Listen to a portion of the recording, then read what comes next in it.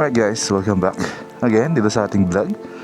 So, dumating na yung order natin sa Shopee, which is yung ating RCV na S-Series na shock. So ayun guys, nagabit na rin natin. So gaya nga ng sabi ko, diba, pag nag-upgrade tayo, gusto ko more on performance. So inuuna ko talaga yung shock. So sa mga nagtatanong kung bakit ito yung pinili ko, sagutin natin yan. Alright, let's go. Alright guys, so testing natin guys, no, yung ating bagong shock, which is yung RCV na S-Series. Sa mga nagtatanong kung bakit ito yung shock na kinuha natin, guys, galing na tayo sa RCV na VD series, yung fully adjustable. So nag-search ako kung ano yung magandang shock. Maganda naman yung VD series, kaya lang na-try ko na.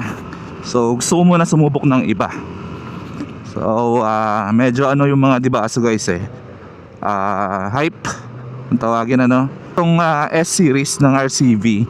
Yung una nakita ko, nag-search ako sa mga site, sa mga sa YouTube, nag-search ako kung ano yung maganda na shock.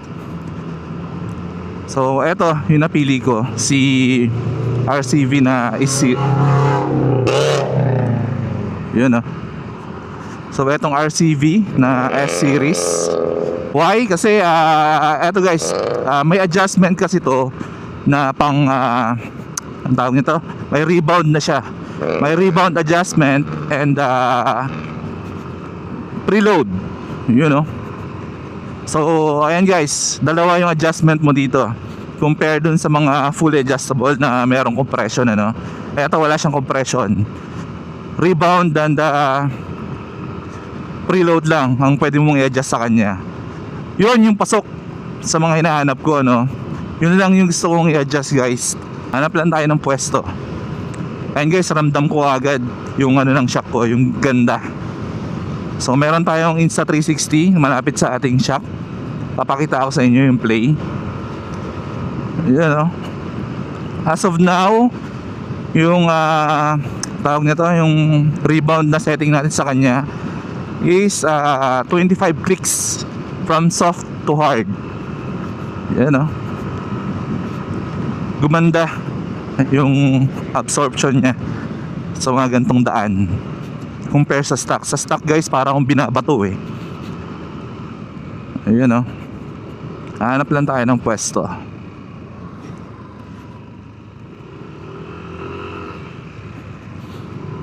TRC sana yung kukunin natin, yung TRC na yung Race Pro, basta yung may baso. Kaya lang sa presyo parang hindi siya worth it. I mean, worth it naman, kaya lang practical na lang porket dibaso siya. So nakakasawa rin yung mga dibaso. Gusto ko yung simple lang, walang baso, maganda yung tsura. Tsaka number one, syempre yung performance nya. Yun naman yung pinaka-importante guys, yung performance ng mga pinagkakabit nyo. Alright guys, so dito na tayo pupwesto sa may munisipyo ng Bacoor. Yan.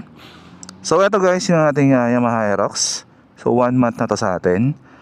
Yung unang vlog natin guys, pinakita ko sa inyo, stock na stock. Wala pa akong nabibili na kung ano-ano. Eto agad yung binili natin guys. Ang pogi din diba, kita nyo? RCV na S-Series. So itong spring na guys, same to sa mga VD series, yung may baso. Dito kay S-Series, isa lang kasi guys ang kasamang spring, yung 50 pounds per inches. Ang alam ko dun sa may VD series, merong isang softer spring, which is yung 40 pounds per inches. Ito si 50.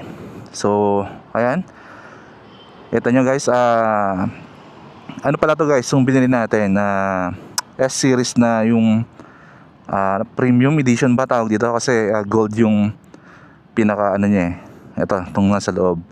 So black and gold. Ayan So by the way guys, ito yung adjust natin ng preload. So dun sa previous na vlog natin sa NMAX natin, kung may nakapanood sa inyo, binag na rin doon yung VD series natin, tsaka kung paano siya i-tune. So halos same lang din naman, wala ka ng compression. Unang-unang i-adjust mo etong preload mo.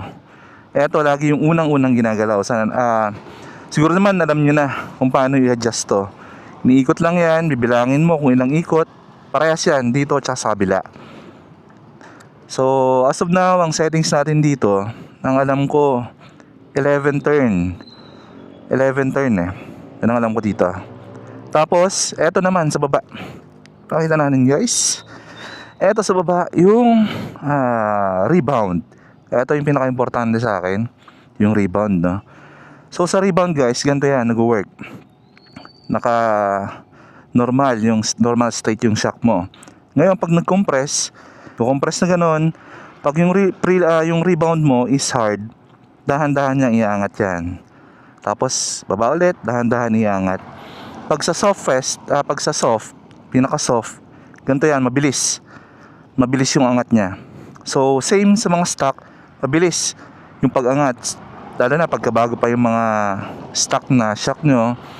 So binabato ka niya, ramdam mo dito sa upuan mo, para kang pag nalulubak ka or yung maliliit na bato or yung hindi patag, gumaganon eh, parang yung puwet mo parang tumatalon or yun yung tinatawag nila na matagtag. So ito yung adjustment niya, papuntang kanan, papuntang hard yan. So ayun, wag nyo lang sosobrahan guys yung rebound niya, kasi once na nasobrahan niya yan, halimbawa bumaba, sobrang tagal tumaas, merong kasunod na lubak, nakakompress yung nakakompress yung shock mo, hindi niya na ma-absorb yung next na lubak. So ang maganda dyan, maset mo ng tama. Alright, so wag sobra. Tulad mga napapanood sa Facebook, yung rebound, pag ginaganon nila, ang tagal umangat. Good luck sa inyo. So ayun guys, ayun lang naman ang settings ko pala dito sa rebound ko. I think 25 from soft to hard. So yun yung settings natin, diba? Pogi ng Aerox, oh. Shish. Ay, by the way guys, meron pa ako isang nilagay na pang upgrade or ewan ko, basta eto guys, yung fender extender.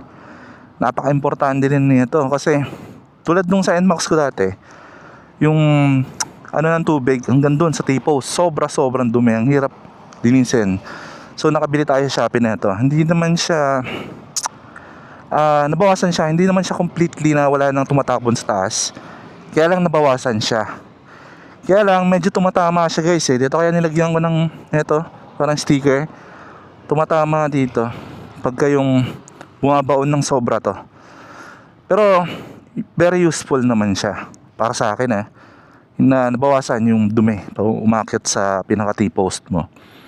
Then siyempre ito, side mirror na wala lang, cute lang, maliit lang. Tapos nakabili pala tayo guys nito, windshield na Nemo, kung tama ba. Order ko lang din sa Shopee. Ang pogi pero na siyang parang bubble type na yung niya, tapos may butas. So yun pa lang naman. Gaya nga ng sabi ko, mas gusto ko yung sa performance. Eto okay din naman performance ito, same sa mga dibaso, diba?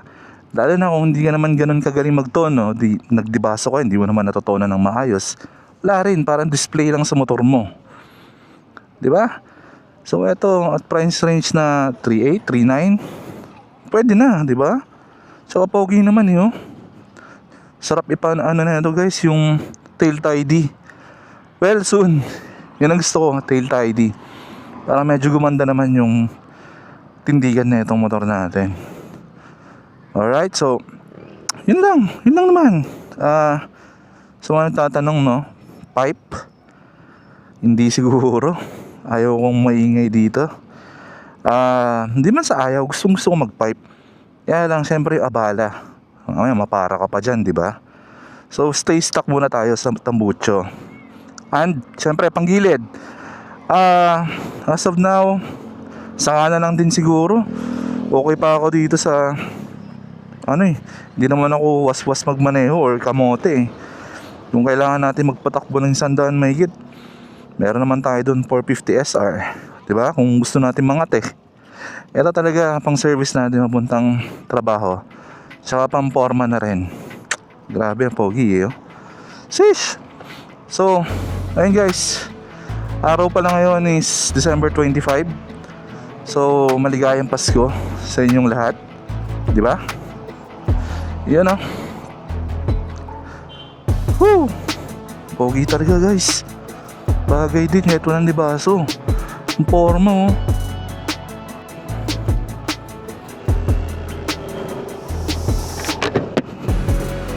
Basta ganun guys, pag may mili kayo ng ano nyo, no?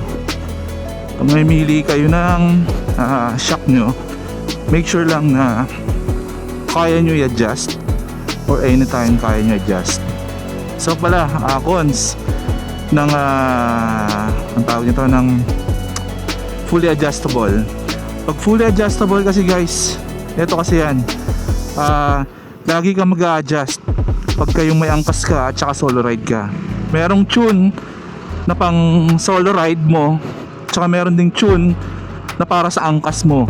Be-base din yan sa bigat mo. Alright?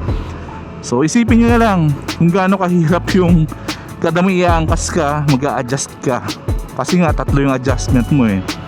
Fully adjustable nga, di ba? Kaya kung hindi ka nag-adjust, medyo hindi maganda yung shock mo. Pustahan tayo. Hindi mo magugustuhan, di ba? Kung dito sa 2 adjustment lang, hindi ka gaano mahihirapan. Ayun, ang ganda ng ano. Sheesh. Woo! So ayun guys, hindi na natin mapapahabain to. Dahil Pasko naman. Kita-kits ulit tayo guys, next upload natin dito sa ating Yamaha Aerox. So tingnan natin kung ano pa yung susunod na ilalagay natin sa kanya. Sheesh! So yun lang guys, Merry Christmas sa inyo lahat. Be safe, ride safe, and syempre dapat masaya lang lagi. Woo! Let's go!